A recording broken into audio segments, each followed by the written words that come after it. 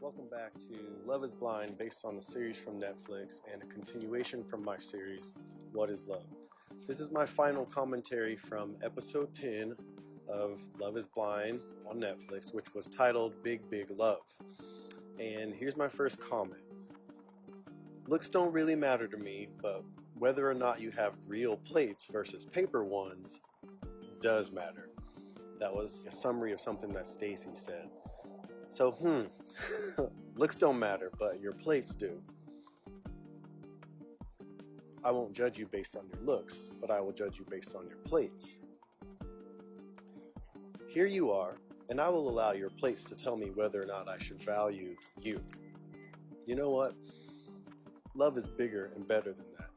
If you think you're looking for love and are expecting to experience love in your life, you're going to have to change the way you're seeing things. Okay, my next comment. In this episode, lovers describe one another as tender and sweet and kind and vulnerable and open. So the question is, are you being that? You can describe someone else in that way, but are you being tender, sweet, kind, vulnerable, open? And if you are, if you can recognize tenderness, then you must have tenderness within yourself. How else could you recognize it? And this is key to understanding what love truly is and what love is truly about. And the third point I would like to make. So someone said you fight when you love someone. And my commentary for that is, if you realize the truth about love, you don't have to fight at all. Boundaries become very important, and that also means good communication is necessary. Fighting has nothing to do with that. Love is bigger and better than that. If you think you're looking for love and you're expecting to experience it in your life, you're going to have to change the way you're seeing things. My next point, the fear of getting hurt. This is something that came up in the episode.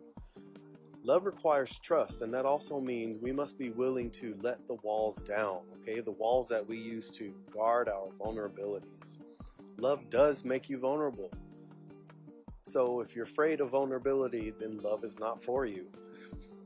Love doesn't care about how much money you make or what kind of job you have or anything related to retirement or savings. None of those things are part of the definition of love. They fall under financial security. And even that, as we all know, in a post-COVID world, is a false security. Anything can happen that can flip our lives upside down. And the only thing we can control is our perspective, our peace of mind, and the people we choose to be when things go wrong. That is where our security is supposed to be. And only in that, because that is the only thing we have control of. My next comment, Stacy said, I'm trying to break down the codes of what love is to me, because I want him to love me and I want to feel loved. Let's just be honest, okay? It's not about what love is to you. What it is to you doesn't matter. Love is a thing that preceded your arrival on this planet. It's not about what love is to you. You must get to know what love is. If love was based on some type of logical equation, we would all have it figured out, including when is the right time to get married. If you watched my series, What is Love? I did a video on Love Always Trust, which was part 2 of the What is Love series.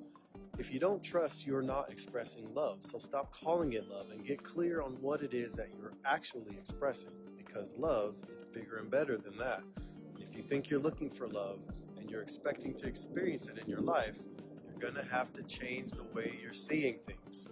I also did a video on there is no fear in love, so if you're afraid, if your security is based on material things, you can't call it love. Izzy said, I just want to be loved the way that I love. I deserve that.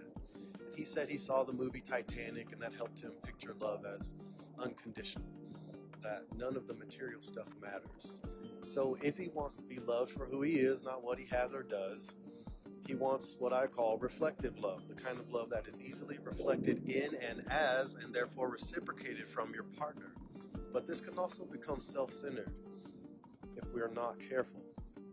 It is a huge blessing to feel reciprocated love, but there is no guarantee that the expression of love will always be reciprocated in an equal way. in a way that makes you feel appreciated or valued. So you have to get over it. You have to grow up. Love is bigger and better than that. And if you think you're looking for love and are expecting to experience it in your life, you're gonna have to change the way you're seeing things. Credit score issues came up 2 days before the wedding, and that has Stacy distracted and worried. What more do we need to know about what Stacy is really about? Okay, she says it's not about looks, but it's definitely about plates, money, and credit scores.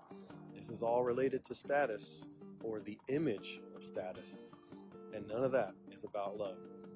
If she finds someone with whom she can check each of these items off the list of satisfaction, she will then call it quote-unquote love.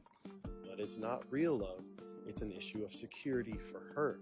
She cannot feel secure without these things. Security in material things will never truly satisfy. It will never equal love.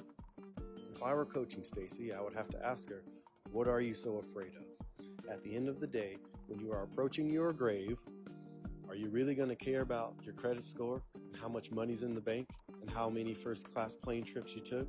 Or are you going to be thinking about the moments of true satisfaction and fulfillment that you had or maybe missed when you connected with or could have connected with your partner and the other incredible relationships of your life?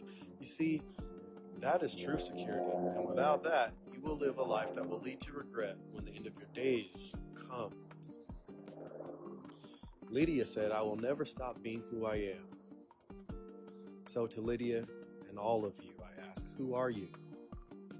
Without referring to any of the information on your driver's license, your heritage, your job, your degree, elements of your character, your bank account, can you tell us who you are?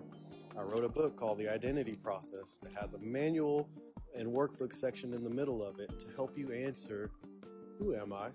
And also, what am I here to do? Your identity has nothing to do with anything that is physical, material, nor cultural. Lydia was reminiscing on the thought, am I enough? What am I doing wrong? She said, I was selecting people who didn't have room for me. When you truly come to understand who you are, you will definitely be found by the person who recognizes you for you. Okay, so at the end of the episode, the minister says, we are gathered here today to celebrate one of life's greatest moments, to give recognition to the worth and beauty of love. I would ask that you both remind yourself often of what brought you together today.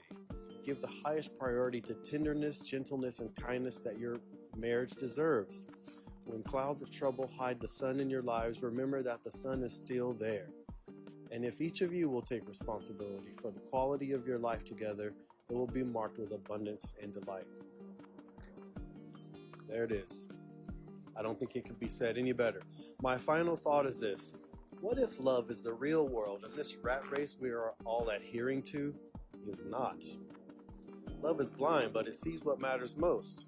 Not your money or status, not your cheekbones, not your body weight, not your credit score, but just you, your character, your mentality, your emotionality, and your presence in the world.